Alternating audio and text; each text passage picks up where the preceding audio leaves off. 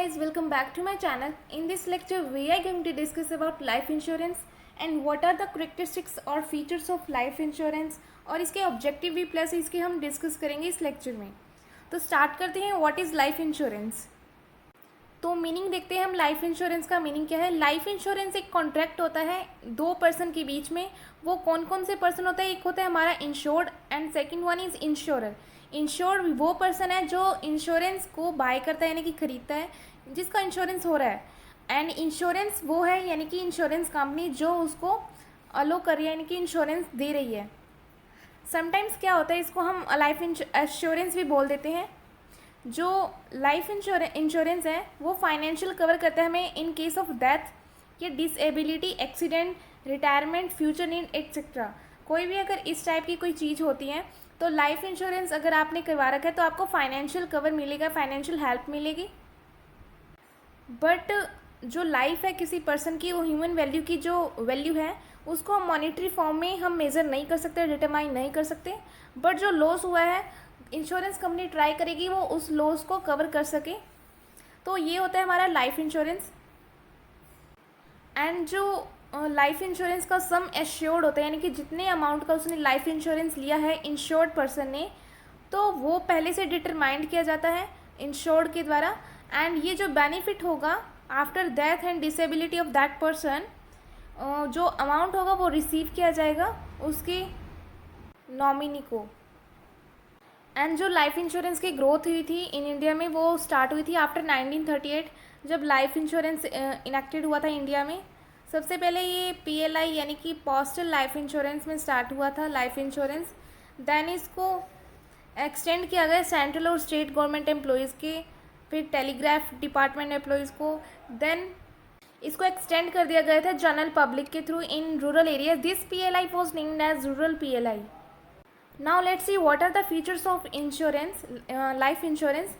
सबसे पहले life insurance के क्या फीचर हैं।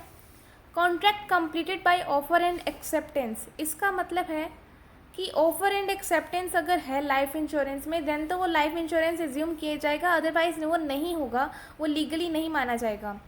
ऑफर एंड एक्सेप्टेंस का मीनिंग है इंश्योर्ड जो पर्सन है वो इंश्योरर को ऑफर करेगा कि वो अपना इंश्योरेंस कराना चाहता है। अगर इंश्योरर यानी कि कंपनी ने उसका एक्सेप्ट कर लिया offer, only then contract is complete, तभी कॉन्ट्रैक्ट को कंप्लीट माना जाएगा। जो ऑफर एंड एक्सेप्टेंस है वो लॉफुल होगा। इट क्रिएट्स वन और मोर लीगल ऑब्लिगेशन, ये दोनों के ऊपर लीगल ऑब्लिगेशन हो जाएगा यानी कि वो उसको अपना प्रीमियम देगा इंश्योर्ड पर्सन, और इंश्योरर जो है in case of unforeseen event वो उसको फाइनेंशियल कवर देगा। सेकेंड फीचर आती है हमारी लाइफ इंश्योरेंस की consideration. Consideration means in exchange वो कुछ ना कुछ देंगे। लाइक जो इंश्योरर है उसने प्रॉमिस किया कि वो उसको इंडेमनीफाई करेगा यानी कि जो लॉस होगा अगर उसकी हेल्थ से रिलेटेड या लाइफ से रिलेटेड तो उसको फाइनेंशियल कवर देगा इंश्योर्ड पर्सन को। और इंश्योर्ड ने क्या प्रॉमिस किया है, इंश्योरर को वो प्रीमियम देगा। तो ये होता है हमारा consideration.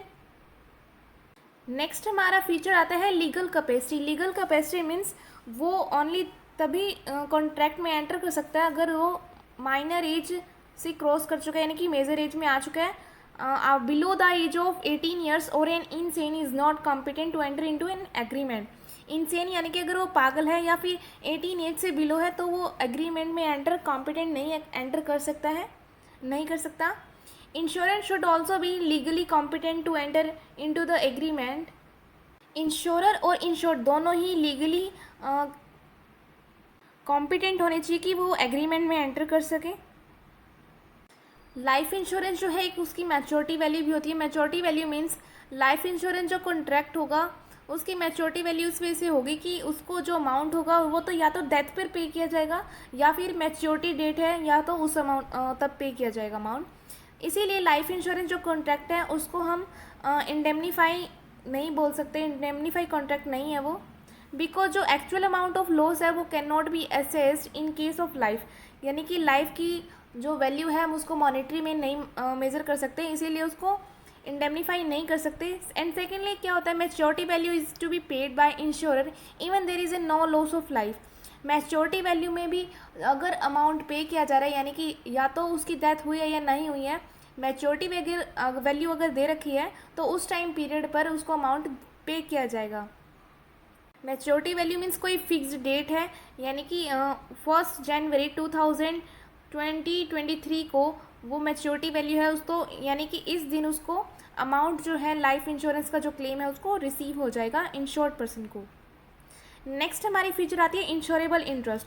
Insurable interest means insurer और इंश्योरेंस कंपनी क्या कहेगी, इंश्योर्ड जब उसको ये अपना लाइफ इंश्योरेंस कराने जाएगा तो वो बोलेगी आपका क्या इंश्योरेबल इंटरेस्ट है इसमें जिसका आप इंश्योरेंस करवाना चाहते हो। लाइक अगर आप लाइफ इंश्योरेंस करवाने गए किसी कंपनी ABC कंपनी के पास, आपने जो इंश्योरेंस कराना है वो आपके नेबर यानी कि किसी पड़ोसी का आप लाइफ इंश्योरेंस कराने गए, तो वो आपसे पूछेंगे आपका क्या इंश्योरेबल इंटरेस्ट है, यानी कि आपका क्या उसके साथ रिलेशन, आपका कोई रिलेशन नहीं है। तो ऐसी बात नहीं है, मतलब इसमें जो लाइफ इंश्योरेंस है वो इंश्योरेबल इंटरेस्ट में नहीं काउंट होता, उसके अंडर नहीं आता है। इंश्योरेबल इंटरेस्ट हो सकता है लाइक एक फादर का इंश्योरेबल इंटरेस्ट होगा अपने चिल्ड्रन में, एक क्रेडिट का इंश्योरेबल इंटरेस्ट हो सकता है डेटर में, एक एजेंट का हो सकता है प्रिंसिपल में, एक हस्बैंड का हो सकता है अपनी वाइफ में, या वाइफ का हो सकता है अपने हस्बैंड में।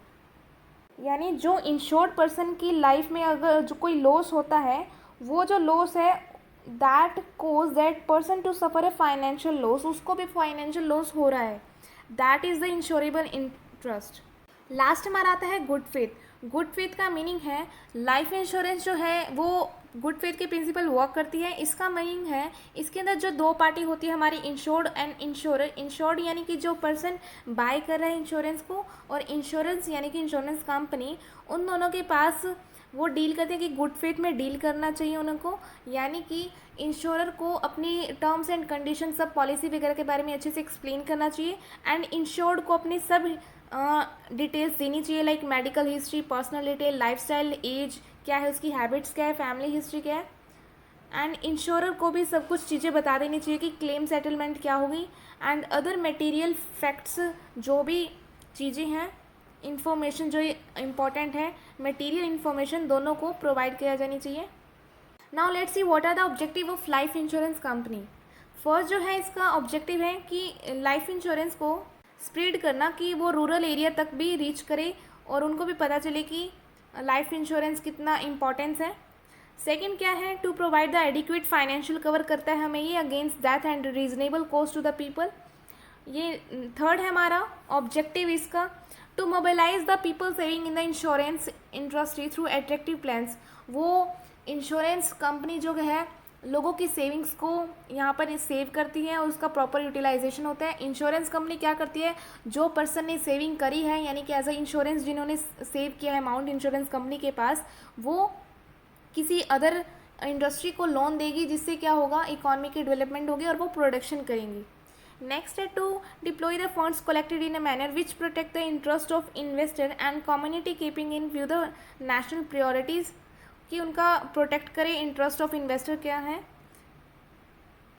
लास्ट हमारा ऑब्जेक्टिव है जो ऐसा इंश्योरेंस प्लान डेवलप किया जाए according to the social and economic changing environment, जो है क्या क्या चेंजेस आ रहे हैं इकोनॉमिक में, सोशल में, उसके अकॉर्डिंग इंश्योरेंस प्लान को टाइम टू टाइम चेंज किया जाना चाहिए। नेक्स्ट लेक्चर में हम पार्टीज ऑफ लाइफ इंश्योरेंस को डिस्कस करेंगे। Thank you for watching my video.